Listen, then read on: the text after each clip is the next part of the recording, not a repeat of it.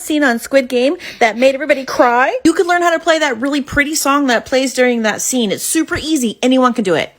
Left index on right index on C. And here's how the pattern is. It's going to start on both, and then it's going to go 2 notes. Then it's going to play both, and then 2 of these. Then both, then 2 of those. That's the pattern. Both, then 2, then both, then 2. Pretty easy. And here's how it goes.